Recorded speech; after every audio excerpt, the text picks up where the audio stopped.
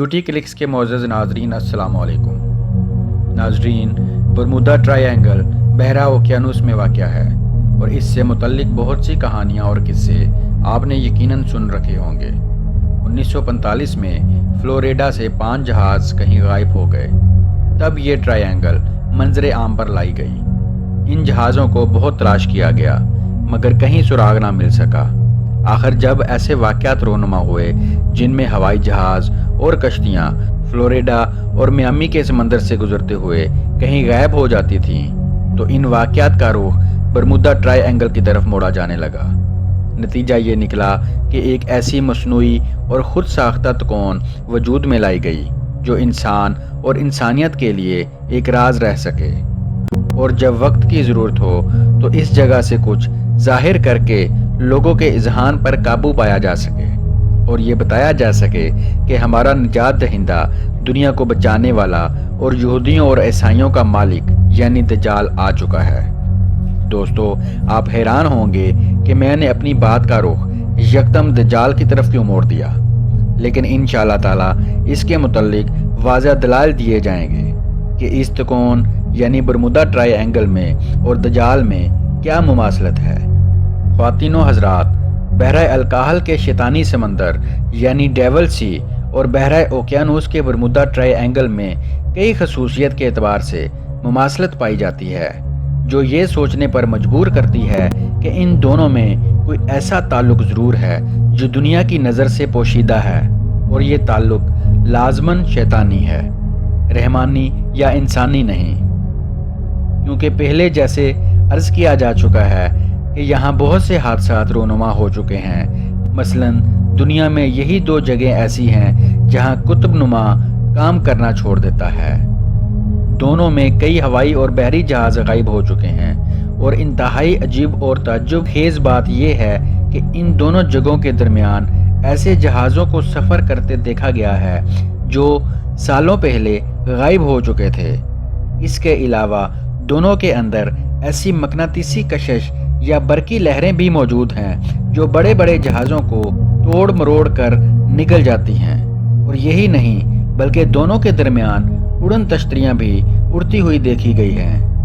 ناظرین گرامی، دونوں جگہوں کو ہر خاص و عام قدیم زمانے سے شیطان سے منسوب کرتے ہیں، اور یہاں ایسی قوتوں کی کارستانیوں کے قائل ہیں جو انسان کی خیر خواہ نہیں، لیکن ان کے ارد گرد اسرار کے پردے آویزہ کر دیے گئے ہیں، اور میڈیا جو بال کی کھال اور کھال کی بھی کھال اتار دیتا ہے وہ اس راز کو کیوں چھپا رہا ہے۔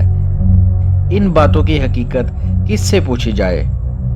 تو آئیے صادق الامین حضرت محمد صلی اللہ علیہ وآلہ وسلم کی زبانی ان باتوں کی حقیقت جانتے ہیں جنہیں اس وقت کے کفار اور مشرکین بھی صادق اور امین کہتے تھے۔ دوستو، ایک دن حضور اکرم صلی اللہ علیہ وآلہ وسلم نے صحابہ کرام کو جمع فرمایا اور ارشاد فرمایا کہ تمیم داری پہلے عیسائی تھا، اس نے بیعت کی اور اسلام میں داخل ہو گیا۔ اس نے مجھے ایک واقعہ سنایا جو ان باتوں سے تعلق رکھتا ہے جو میں تمہیں دجال کے بارے میں بتایا کرتا تھا۔ اس نے مجھے بتایا کہ وہ جرام قبیلہ کے 30 آدمیوں کے ہمراہ سمندر کے سفر پر بحری جہاز میں روانہ ہوا۔ سمندر کی لہریں انہیں مہینہ بھر ادھر ادھر دھکیلتی رہیں، یہاں تک کہ وہ ایک جزیرے میں پہنچ گئے۔ اس وقت سورج غروب ہو رہا تھا اور وہ ایک چھوٹی کشتی میں بیٹھ کر جزیرے میں داخل ہو گئے۔ جب وہ جزیرے میں داخل ہوئے تو ان کو ایک جانور ملا جس کے جسم پر بہت بال تھے۔ بالوں کی کثرت کی وجہ سے انہیں اس کے آگے اور پیچھے کا پتہ نہیں چل رہا تھا۔ انہوں نے کہا، تیرا ناس ہو، تو کیا چیز ہے؟ اس بالوں والے جانور نے کہا، میں جساسا ہوں۔ انہوں نے پوچھا، یہ جساسا کیا ہے؟ جواب ملا، اے لوگو، خانقاہ میں موجود اس آدمی کی طرف جاؤ، وہ تمہاری خبریں سننے کا بڑے تجسس سے انتظار کر رہا ہے۔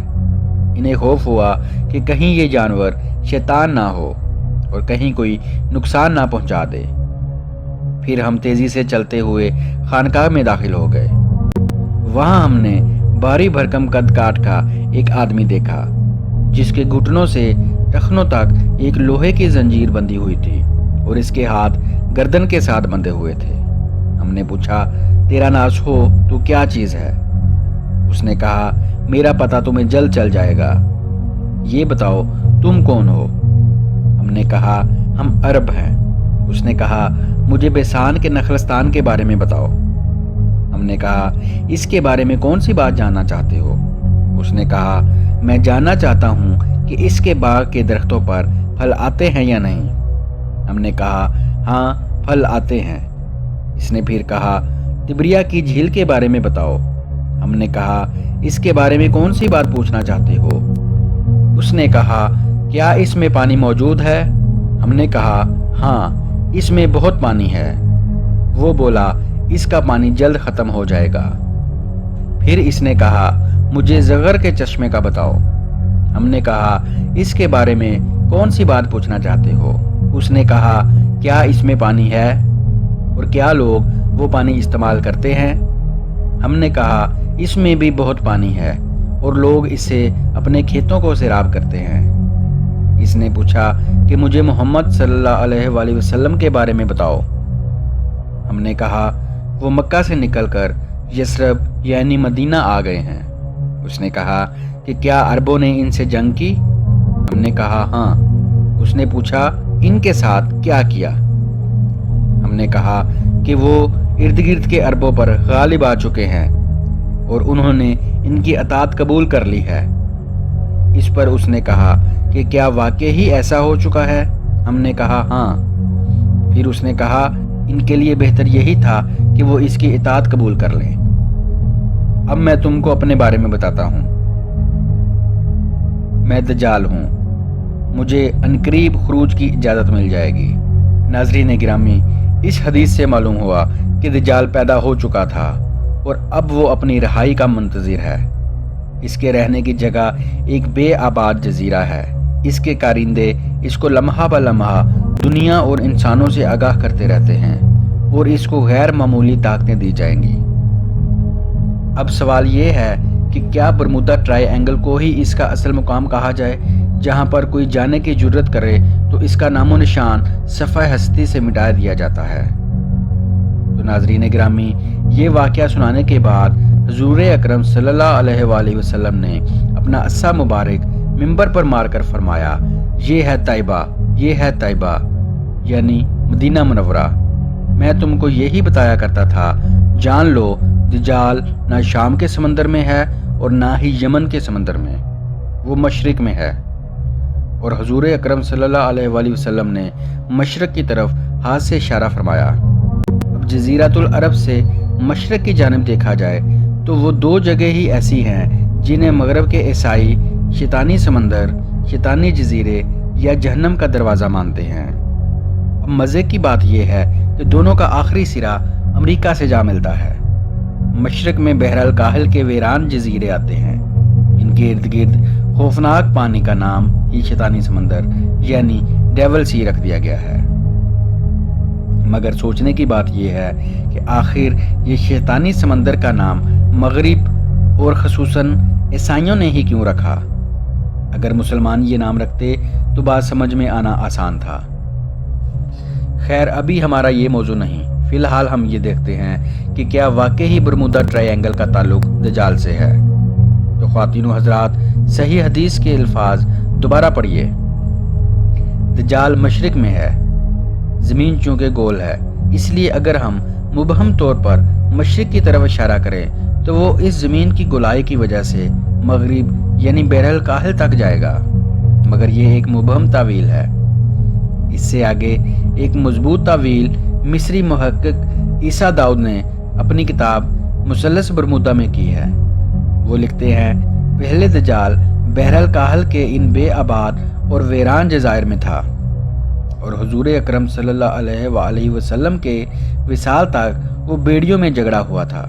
मगर हुज़ूर पाक सल्लल्लाहु अलैहि वसल्लम के विसाल के बाद इसकी बेड़ियां टूट गई और वो आज़ाद हो गया, मगर इसको खुरूज की इजाज़त नहीं थी। लिहाजा वो शैतानी समंदर यानी डेवल सी से बरमूदा ट्रायंगल तक राब्ते में है। दोस्तों, वैसे तो कुर्बे क़यामत में दज्जाल के मंजर आम पर आ जाने की काफ़ी निशानियां मौजूद हैं। لیکن جہاں تک صحیح مسلم کے اس حدیث میں موجود دجال کے حضرت تمیم داری سے کیے جانے والے اہم اور بنیادی سوالات کا تعلق ہے تو وہ سوالات دجال نے اس لیے کیے تھے کیونکہ اس کو پتہ تھا کہ جب یہ 3 نشانیاں پوری ہو جائیں گی تو اس کو دنیا کے سامنے آنے کی یعنی خروج کی اجازت مل جائے گی۔ سوال نمبر 1 میں بیسان کے نخلستان کے بارے میں پوچھا گیا تھا اور نخلستان پر موجود درختوں کے پھلوں یعنی کھجوروں کا ذکر کیا گیا۔ بیسان دراصل فلسطین کا علاقہ ہے جہاں اسرائیل کا قبضہ ہے اور اب جہاں کوئی بھی پھل پیدا نہیں ہوتا۔ یوں دجال کے سامنے آنے کی یہ بہت اہم نشانی ہے۔ سوال نمبر 2 تبریہ کی جھیل کا پوچھا گیا۔ جہاں تک بات ہے بحر تبریہ کی تو اس پر بھی اسرائیل کا ہی قبضہ ہے اور دلچسپ بات یہ ہے کہ اس کا پانی بھی بہت تیزی سے خشک ہوتا جا رہا ہے۔ اس طرح دجال کے دوسرے سوال والی نشانی بھی پوری ہونے کے قریب ہے۔ سوال نمبر 3 زغر کے چشمے کا پوچھا گیا۔ زغر حضرت لوط کی صاحبزادی کا نام تھا۔ حضرت لوط کی 2 صاحبزادیاں تھیں، ربا اور زغر۔ بڑی صاحبزادی ربا کی وفات کے بعد جہاں دفن کیا گیا وہاں قریب ہی ایک چشمہ تھا جو کہ ان کے نام سے منسوب ہو کر مشہور ہوا۔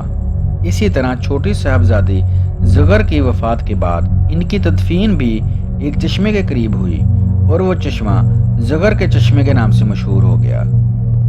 دجال کی تفشیش اور تجسس کے عین مطابق یہ تیسری جگہ بھی اسرائیل میں ہی واقع ہے اور اس کا پانی بھی پوری طرح خشک ہو جانے کے قریب ہے اور اس کا پانی خشک ہوتے ہی دجال کو نکلنے کی اجازت مل جائے گی۔ ناظرین گرامی، ایک دوسری حدیث میں ثابت ہوتا ہے کہ دجال کسی بات پر غضبناک ہو کر نکلے گا اور منظر عام پر آ جائے گا۔ یوں یہ کہا جا سکتا ہے کہ موجودہ وقت اور مستقبل قریب میں جہاں یہ پانی خشک ہوتا رہے گا تو اللہ پاک کی طرف سے کچھ ایسے اسباب اور حالات اور واقعات ضرور رونما ہوں گے جس پر دجال کو سخت تشویش اور غصہ ہوگا اور وہ خروج کر جائے گا اور سامنے آ جائے گا، اور وہ کیا بات ہے یا کیا وجہ ہوگی جس پر دجال بھڑکے گا، یہ سب غیب کی باتیں ہیں۔ لیکن اتنا ضرور سمجھ آتا ہے کہ وہ دجالی ریاست یعنی یہودیوں کے خلاف ہی کچھ ہوگا، تب ہی وہ اتنا غصے میں آئے گا۔ اللہ پاک اس فتنے سے ہمیں اپنے امان میں رکھے، کیونکہ اب دجال کے خروج کا زمانہ زیادہ دور نہیں۔ اللہ پاک ہمارے ایمانوں کو مضبوط فرمائے، آمین۔